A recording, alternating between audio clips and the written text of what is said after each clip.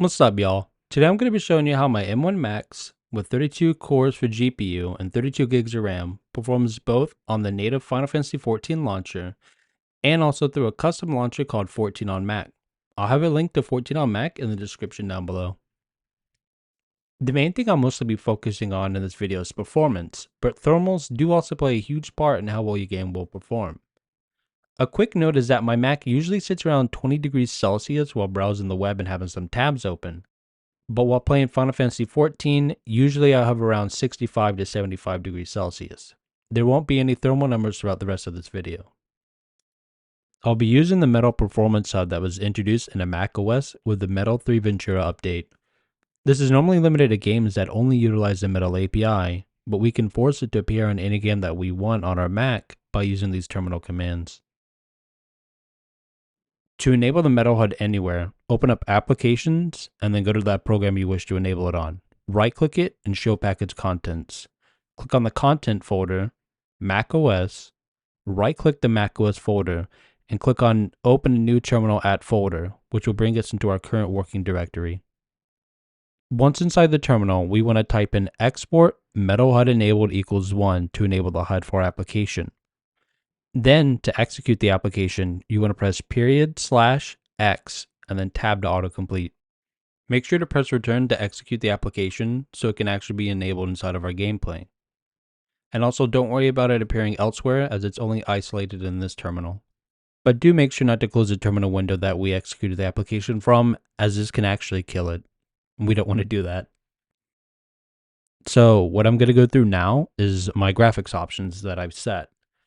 And as you can see, it says custom, but it's actually on high. I found that some random function here caused me to have frame rate issues, but if I set it to custom and set everything in the max details, it's fine. If you look at my resolution, that's actually the more space option inside of macOS. And as you see here, I also have the 60 FPS VSync option enabled. If you want the TLDW version of this video, the best way to get the smoothest feeling out of your 14 gameplay is use 14 on Mac.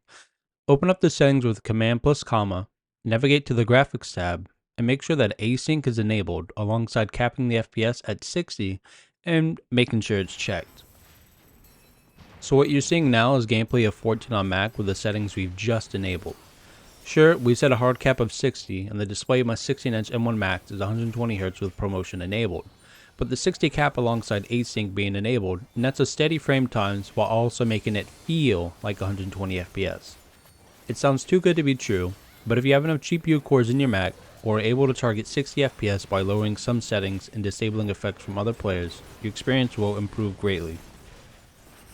Make sure not to enable an FPS limit in game, as this might interfere with the limit set by 14 on Mac.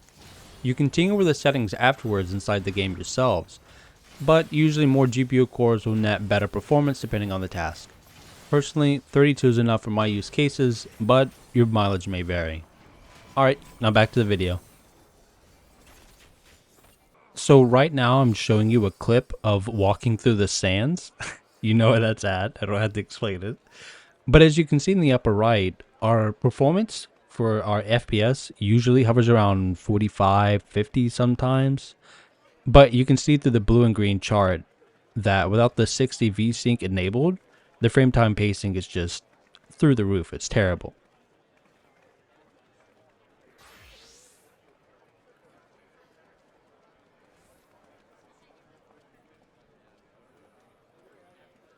This entire walkthrough right here was done through the 14 on Mac launcher.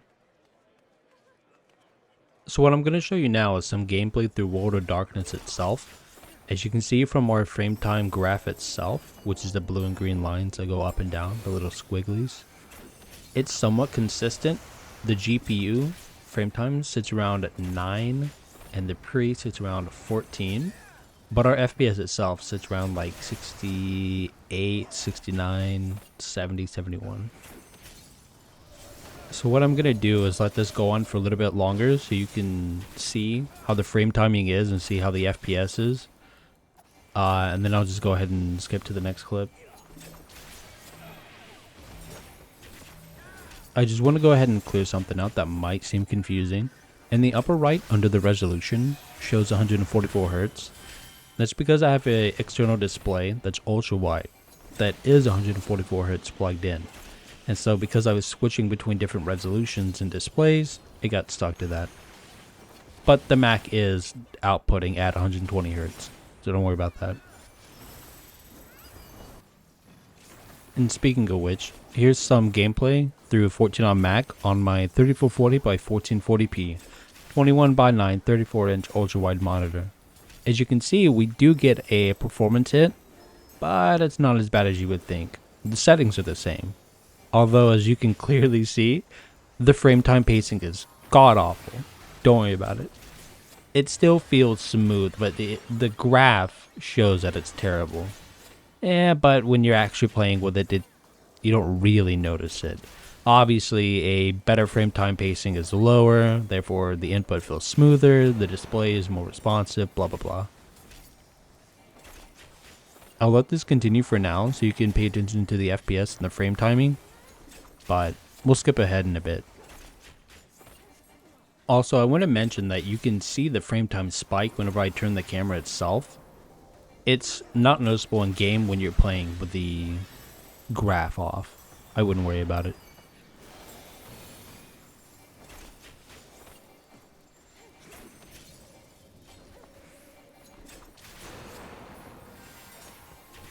Now, what I'm about to show you is 14 on Mac ultra wide again, but this time I have VSync enabled. And as you can see, the frame time pacing is tremendously better. The frame rate's higher, right? That's because VSync is enabled. It makes it smoother. It genuinely, I can play from my bed or on my chair from like an arm's distance away, and it feels smoother. It's worth turning it on if you're getting below 60 FPS.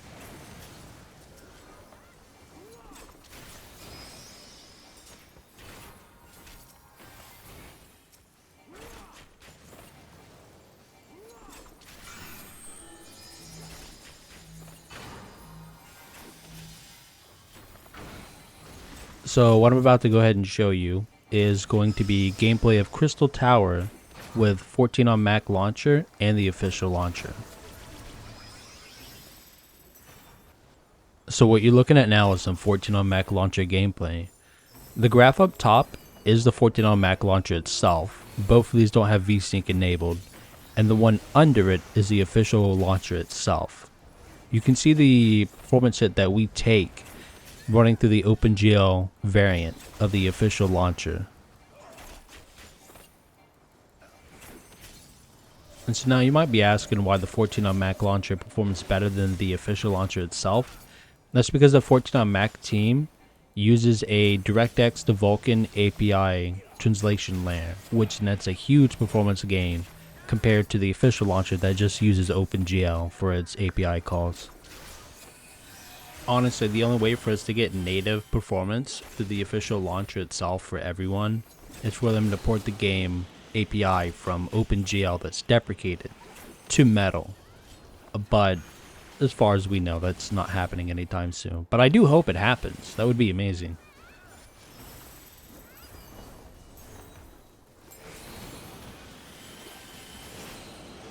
So what I have coming up now is the 14 on Mac versus official launcher at ultra-wide 1440p with VSync enabled. The 14 on Mac bar graph itself is the one up top. The official launcher is the one at the bottom.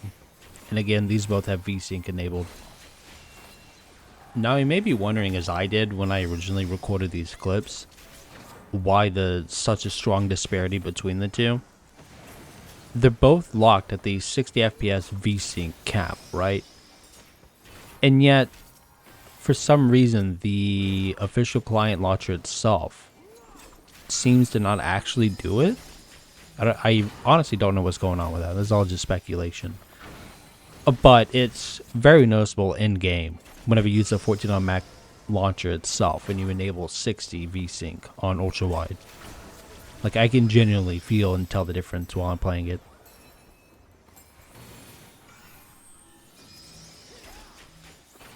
And so now what I'm going to show you is some 14 on Mac and official launchers 16 by 10 gameplay.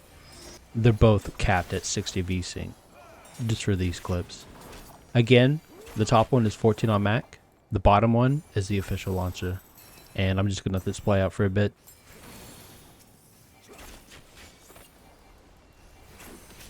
Now you might think here that the 14 on Mac launcher itself is taking the L. But what really matters here is the frame time consistency. That's what I would keep in mind.